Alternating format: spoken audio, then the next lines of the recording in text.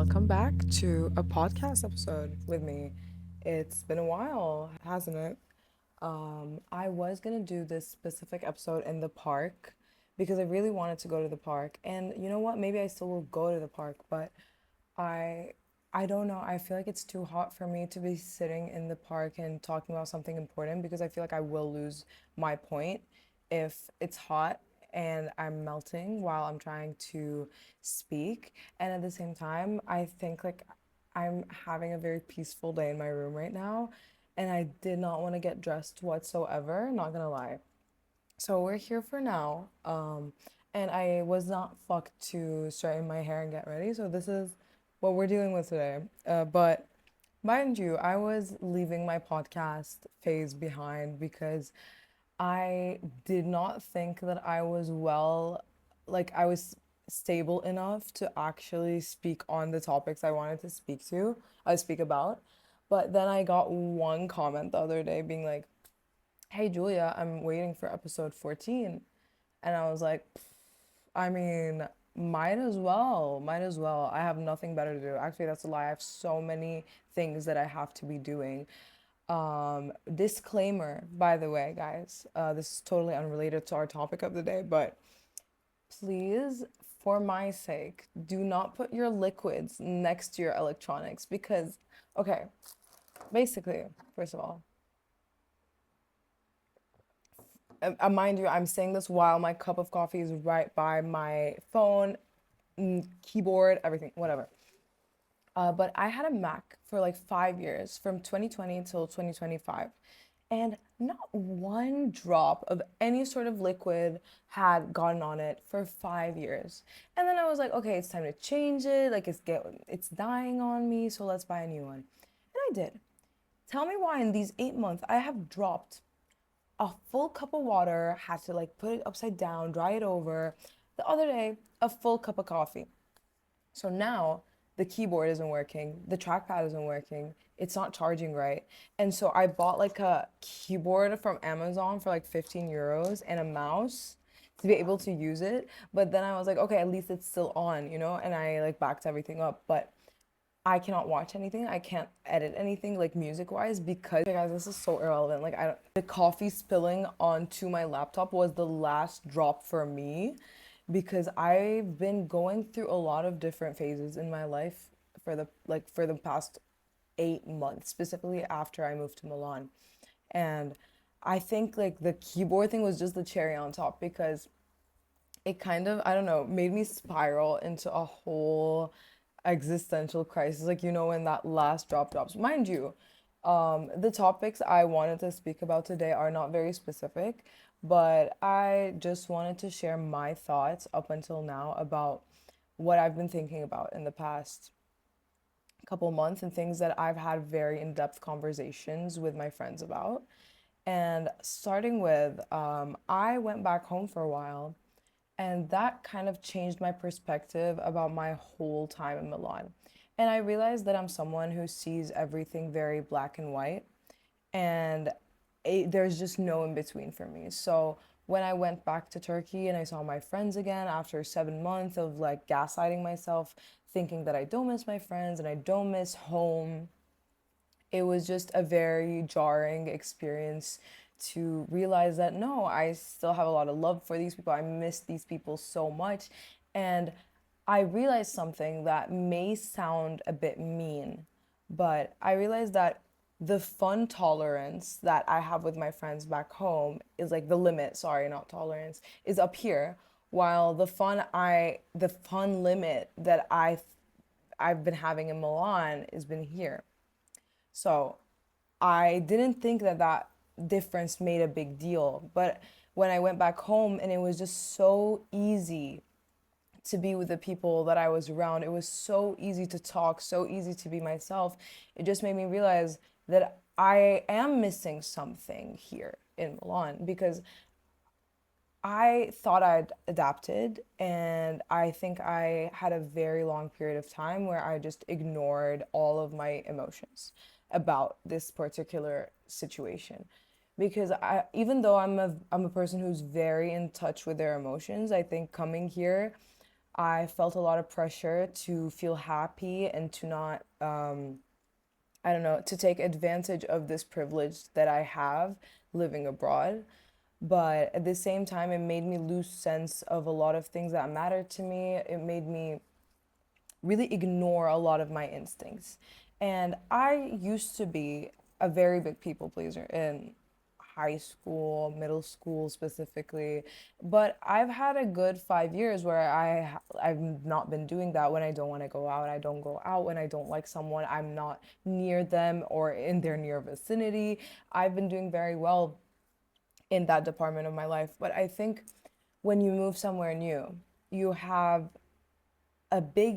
you have a lot of pressure for you to meet the right people and meet people who are good friends and at the same time will help you with your career and they will be there for you, but they're also party people. So I've talked about this before where I think one friend doesn't have to encompass all of your interests. You can have different friends for different things, and some friends can be for everything. But I think when you move somewhere new, you just have this, or I have, I'm not going to speak on all of our behalves, but speaking from my experience, I had a big rush to meet the right people and be in the right place at the right time. So I always forced myself to leave my apartment. But at the same time, I, I thought I'd gotten over that part of my life. I thought I'd gotten over pressuring myself to not feel quote unquote FOMO, which, mind you, I have not felt FOMO in Milan a lot because I think FOMO came from missing out on a lot of the chaotic parts of my life in Istanbul. Because I'm gonna get to this in more detail later on, but I do think that a big reason of why people who move from a place like Istanbul, I don't know what other places are like Istanbul. My only guess is like New York, maybe, but I think I've talked about this with a lot of different Turkish people and people, actually not just Turkish people, people who come from quote unquote more chaotic cities. And I've talked about this with a lot of people who come from smaller cities to Milan. And I think I've done a bit of research because I did not want to accept the fact that I did not like the place I lived. And I don't want to say I don't like it. I'm still giving it a chance. But at the end of it, I just feel really bored here. And I was always thinking that I'm bored because I'm not putting myself out there enough. And I kept going out and I met a bunch of very cool, talented, interested people. I went to a lot of nice places and I'm very happy that I did. But at the end of the day, I still feel like something is missing.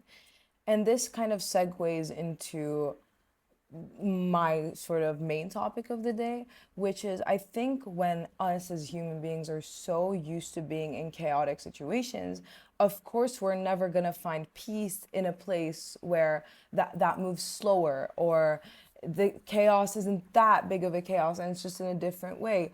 So as someone who's constantly lived in a lot of chaos, city wise, people wise, not just drama or gossip or whatever. In general, I think places I've lived for most of my life, not all of it, move very fast. And even if they don't move very fast, particularly in my life, there was always something going on that I just was not bored. And when I was bored, I would not be well. I would be very mentally unstable. And then I would move somewhere that stimulated me even more.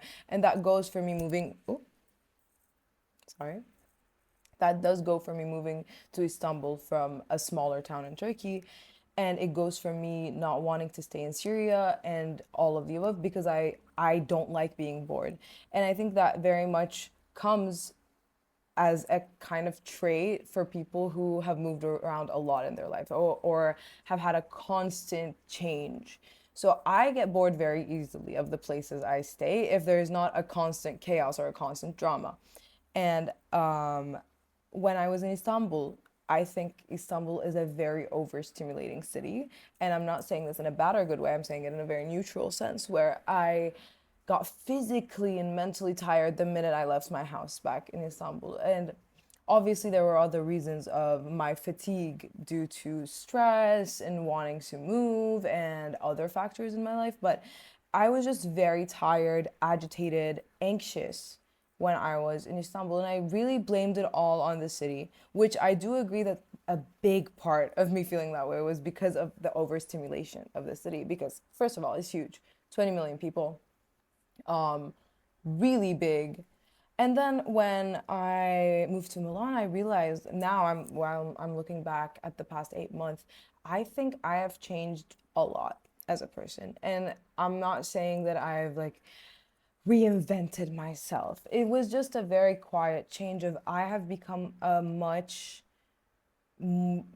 chiller, more mature person, I would say, in a lot of topics in my life because I've had a lot of time to sit around. And because, in my opinion, Milan is not an overstimulating city at all, at least how I'm living my life, I guess, because I like a balance, even though I'm a very black and white person, I think a good balance really helps me center my thoughts and think about and reflect on my emotions and everything in between. So, and I'm sorry, but the nightlife here isn't the most different every week. So missing a week or two doesn't really um, piss me off, or it doesn't make me feel bad. I go when I want to, and I don't go when I don't want to. And this amount of free time, quote unquote, because I'm not technically free, but I do think that the free time comes from the fact that it's just like a 10-minute walk everywhere I want to go. Therefore, I have a lot of free time that in Istanbul I would have spent on the bus or on the metro. So I think because of this free time, I've had a lot of time to just kind of be closer to myself and understand why I was very anxious and agitated, specifically in the past, like in the month before I moved here. And when I went to Turkey and was talking to my friends, I said something like, I kind of cried to my friends for a while because I thought I'd adapted, and when I saw how easy it was to be with them, I thought immediately that I hadn't adapted, and I hated it, and I hate everyone here, and I hate everything here, and I want to move back, but I can't because this is a better choice for my life. And I think I wanted to speak on this because I think a lot of my friends who have immigrated out of their homes have the exact same experience. They made this decision to have a better future for them, but at the same time, I think I did not empathize with this for a very long time. My best friend moved to Germany a lot earlier than I moved to Milan, I think 3, 4 years before I did.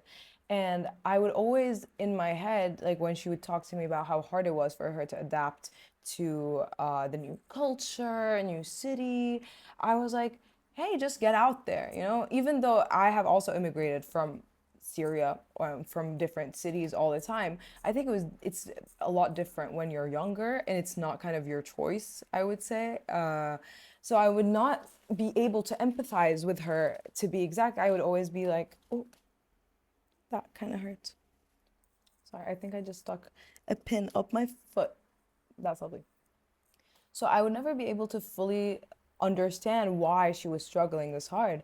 And I think when I came here, I fully comprehended what she was talking about because it wasn't that she really wanted to go back. I mean, I think if she had the choice and no consequences, she would, or maybe I would. But it's a conscious decision of you wanting a better future for yourself, but also you don't understand how much you actually love home until you leave. It's the concept of the grass is always greener because when I was in Istanbul, I was begging to leave, and I did think that the grass was greener here. And now that I am on the grass, which, mind you, in a lot of different ways, the grass is greener, but in a lot of different aspects, I do think I miss home. And I miss a lot of different concepts, even the bad things that I used to hate and shit on.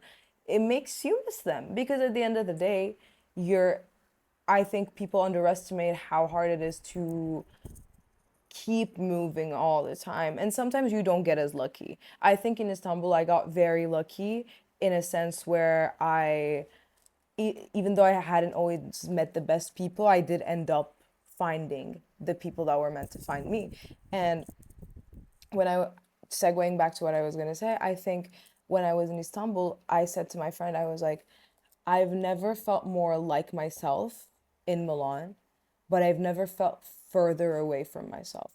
And I thought about this a lot. And at the end, I genuinely came to the conclusion that I am just growing up. And when you are in midst of chaos and people all the time, I think it's harder for you to understand how much you're growing, or how you're, what you like and what you don't like. And I think that's why I feel so weird here, because I have become, I have gained new characteristics, I've gained new perspectives on life, and I think a big part of me, I'm kind of segueing from topic to topic. I hope you guys can keep up or understand what I'm trying to say. But a big part for me was I hated how slow life is here. As I said, very understimulating. And I was slowly like, I was like, oh, there's not a lot to do. People have like healthy lives. They spend time with their friends in a healthy way. They I don't know, they're more chill is the simplest way I could put it. And I think a big part of me hating this was because I'm bitter. I'm bitter that I didn't have that growing up. I'm bitter that I had to adapt to a life that moved so quickly, or you would just get stepped on. In my head, you have to keep moving and moving and be so productive all the time. And if you're just sitting at home and chilling, you're doing something wrong. You have to be working. Next project, next month, you're doing this. You have like 2 days to meet all your social needs and your other needs. And then you continue, and it's on and on and on and on. And I think I've gotten just so bitter to the fact that I am like that. I've adapted to that. I hate not being productive. I hate sitting. I hate it. I think the times where I'm the most mentally unstable is when I have nothing to do, because I am so used to the chaos, as I have explained, in friendship wise, people wise, city wise. So after that, when you come to a place that's a bit more, I don't know, a bit more, what's another word I can use? When I came to a place with a bit of a slower pace, I when I realized that I was so bitter, it just made me uncomfortable to not be with chaos.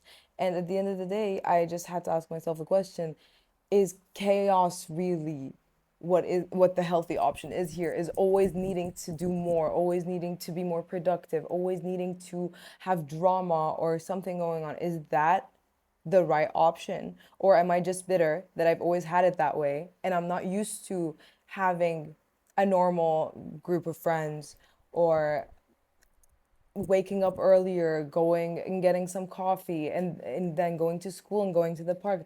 Like, I'm just not used to that. I can still have a good work ethic within that. And I think at the end of the day, I'm just wired differently, and I think that's a big reason of why, quote unquote, adapting has been harder.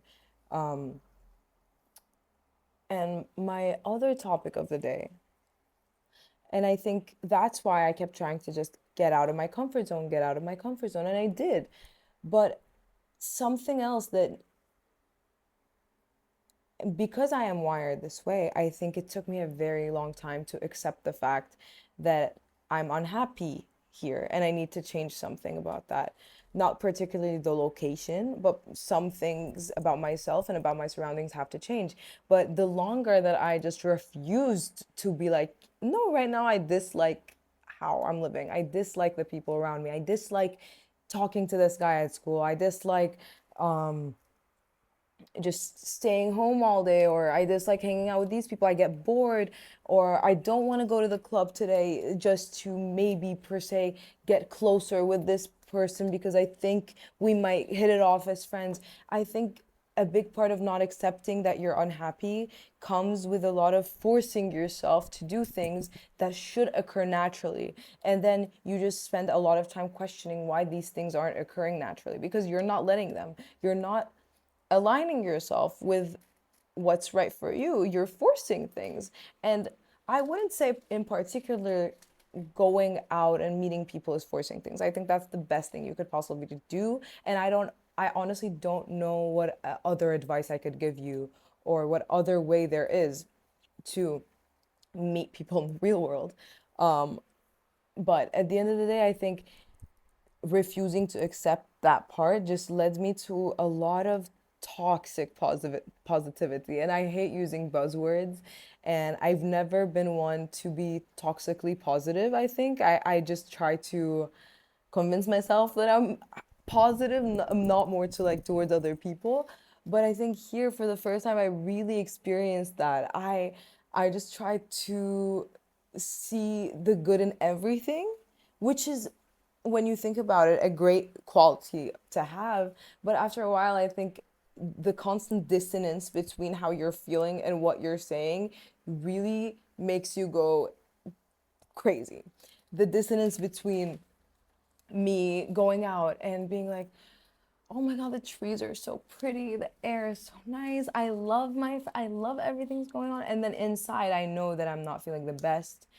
I think there should be a balance in between that too. You cannot keep lying to yourself just to try and convince yourself that you're doing well.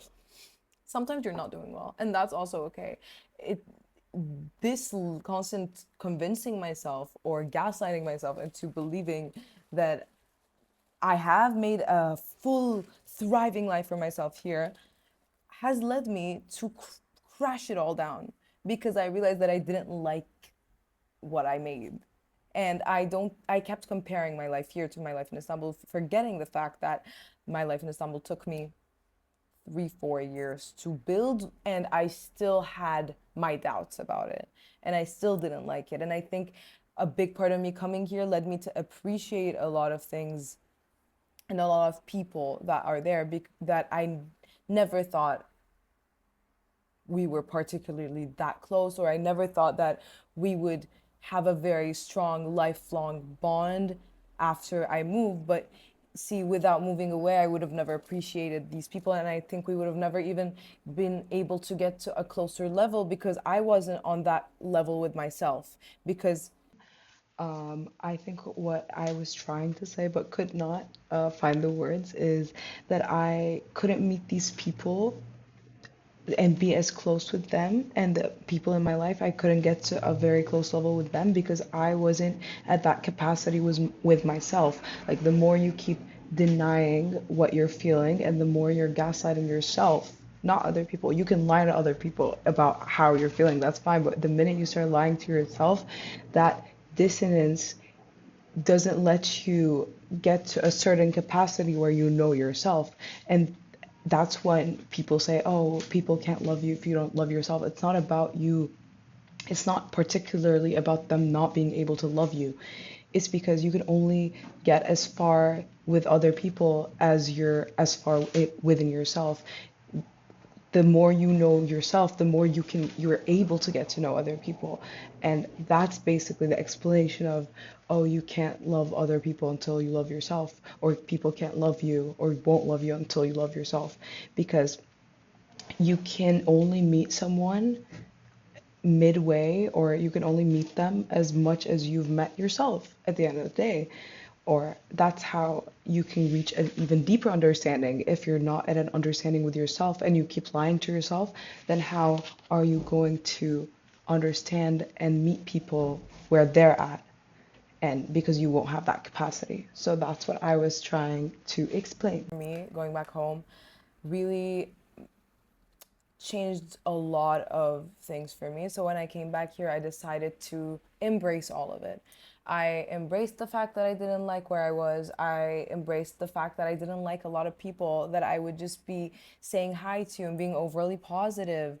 I realized that I'd kind of put on this mask towards people. It's not an unreal mask. I'm not lying to anyone. But at the end of the day, I'm lying about how I feel towards a lot of people. And I'm a very social person. So I always, when I see someone, automatically my body goes into, hi, how are you? Oh my God, it's been so I think that also drained a lot out of me. And I realized that I will lose nothing if I'm not overly nice to people. And I'm not saying be rude. I'm just saying you don't have to spend that much energy. It's okay if they think that you're rude because you have adapted them to a certain image of you. Like I have adapted a bunch of people to a certain mood that I'm in, a certain positivity, a certain energy. So when I'm a bit lower, when I'm a bit more neutral in my reactions, I always get asked, "Oh, are you okay? Did something happen? Did I do something?" But because that's what you've adapted people to see from you. So of course when you all of a sudden change up, of course they're going to be confused. I think though if these are people that you want to be in your life, you should be comfortable enough, or maybe you can take a chance on them and explain what's truly going on. And if they still have that expectation of you, then you did a good thing by turning the mask off, taking the mask off actually. So I've just started to embrace the fact that I hate a lot of things, and but at the same time also I like a lot of things. I've just been trying to be very honest with how I'm feeling, and it's not been going great all the time, but I do feel less anxious because of the fact that I'm being truly honest with the people around me. And it's making me have deeper friendships because I'm honest about how I'm feeling and how I've been doing. And it's led me to focus more on different things and maybe realizing that if I feel that I'm a bit bored, maybe this is a great time to just focus on learning new things in general. Because if I have nothing to do, I can always pick up a book. I can always watch random YouTube videos about random facts, watch documentaries. Probably, it's gonna probably be rare that I find another time in my life where it's this quiet if I want it to be. It can be very loud if I want it to be as well, but I can just control how to live my day to day right now. And I think that's something special that I haven't been really indulging in. So that's what I've been trying to do. And I think that's enough for today. No, you know what? I've hit every bullet point. I'm so proud of myself. Uh, yeah. So I think that's it for today. And if you want to Venmo me, what the fuck is Venmo? I'm not even American. Not if you guys want to send me €1 each, so I can get a new laptop, that would be lovely. Just kidding, maybe not. I don't know. I hope you enjoyed this episode after a very long time of me not releasing anything. And these episodes low key sometimes feel dumb to be making, but I do get some feedback sometimes on how I kind of put into words some things that some people couldn't put into words. And I really, therefore, I want to continue making them. And I think sometimes it's nice to listen to someone else talk about their random problems. And I love listening to podcasts. So maybe someone else loves listening to this. And if you want me to stop making them, then maybe I will. Maybe I won't.